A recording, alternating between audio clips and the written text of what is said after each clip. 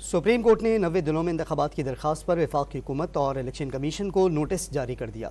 Chief justice ने remarks दिए कि अगर कोई आइन की खिलाफ वर्जी कर रहा है तो आर्टिकल 6 लगेगा। जस्टिस अतहर मिनुल्लाह ने रिमार्क्स दिए कि जो भी मरदम शुमारी में ताखीर के जिम्मेदार हैं उन्हें जिम्मेदार ठहराया जाए। चीफ जस्टिस ने सवाल किया कि हम अब सदर के ट्वीट्स पर फैसले करेंगे। ये अदालत ट्वीट्स पर नहीं बल्कि दस्तावेज पर चलेगी। चीफ जस्टिस काजी फ़ाइज़ ईसा की सरबराही में 3 रुकनी बेंच ने 90 रोज़ में आम इंतखाबात के नकात से मुताल्लिक दरखास्तों की समाअत की।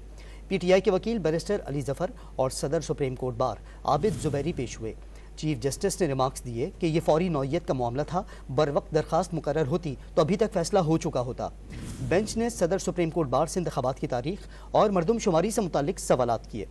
चीफ जस्टिस ने इस्तफसार किया कि क्या चाहते हैं, आम इंतखाबात 2017 की मरदम शुमारी पर हों? अगर आपकी बात मान लें तो शायद इंतखाबात मज़ीद ताख़ीर का शिकार हो जाएं।